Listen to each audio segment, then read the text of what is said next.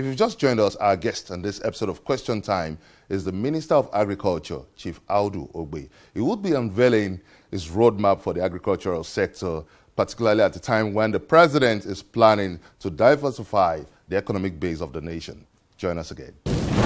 Now, let's look at the reality in the agri sector. It doesn't really seem that the challenge is more of that of unwillingness, but that of funding. So how do you intend to provide the fund? How do you plan to make the funds more available for Nigerians? We had a meeting with the bankers 2 weeks ago in Lagos.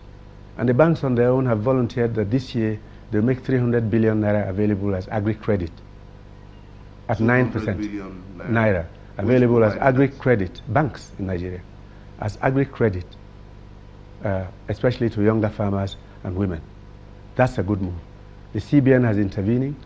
We're working on reforming the Bank of Agriculture shortly to take on the model of the Bank of Holland to provide cheaper credit for agriculture. We're doing more work on improved seeds. The issue is to convince the young person that agriculture is not the drudgery that he or she suspects it is. So in terms of disbursements, how do you intend to make the 300 billion naira available to the youth? One of the problems between the banker and the borrower is the repayment. Bank money is not free. If they are not sure you can repay, why should they lend to you?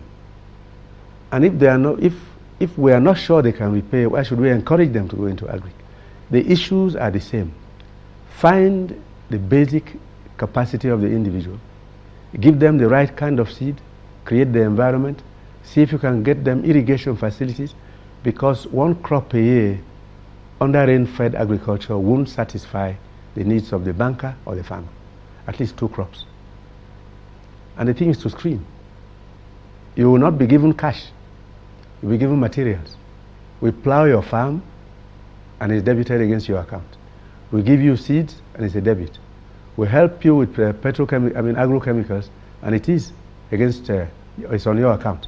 The cash coming to you will be so small that there is no chance on God's green earth of your diverting it to buy a luxury car or to go and enjoy yourself somewhere. This is the philosophy. There seems to be so much heightened pressure on the agri sector as one of the ways to diversify the economy. Does it have the potential to turn in the quick cash and the revenue for Nigerians to feel the dividends of this administration? We'll have to produce to the right qualities and quantities. We have to design better packaging methods, because sometimes the packaging alone discourages those who want to buy things from us. 2, that expectation is not misplaced. Older ones like us have a memory of what happened in the past. Who funded the Nigerian Civil War? There was no oil and gas because that zone was the theater of war. Chief Awolowo was Commissioner of Finance, right? Clement Isong was CBN governor. They banned luxury items. No new cars came here. No TV sets, no fridges, no wines and champagnes and so on. The war cost $1 million a day. For 3 years, this country didn't borrow a dime. And at the end of the war, Nigeria carried on. What is stopping us doing it now? So it is possible. The issue is for us to follow steadily.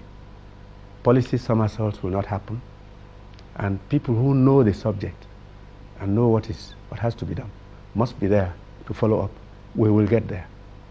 Now, what will be your trump card in the agri sector? Would you be banking on foreign investors, or would you be developing the local industry? No, none of these things I have mentioned will have any involvement with foreign investors. Sesame seed is a locally grown crop. Cocoa, in which we have fallen to the 3rd place, unfortunately, is a crop grown here and can be grown in about 25 states now. Right? Soybeans is grown here. Right? We are into wheat now. We are doing very well in rice. So the programs are coming and there is no need for despair. They may not give us all the revenues of oil and gas in 1 year or 2, but I assure you we are coming.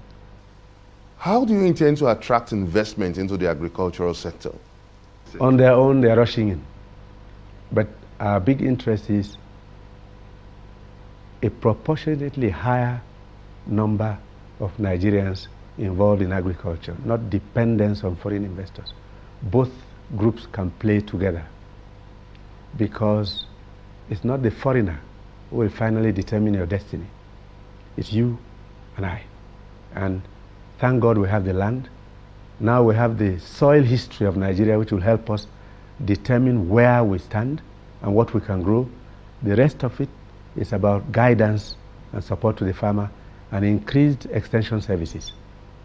The previous administration boasts of robust investment in agricultural revolution, but the prices of food items up till date still remains beyond the reach of many Nigerians. Yeah. Your population is rising at 5 million people per annum, and your death rate is much lower than that. You are heading for 200 million people in the next 4 or 5 years.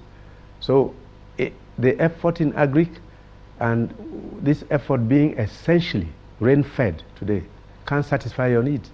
We have to intensify irrigation, more dams, putting the dams to use. We stopped thinking. So the efforts of the last administration are very impressive, but they are not enough. We've got to keep pushing.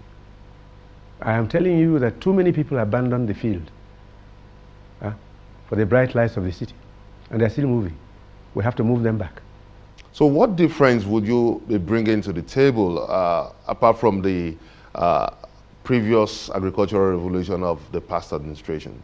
Increased education, increased research,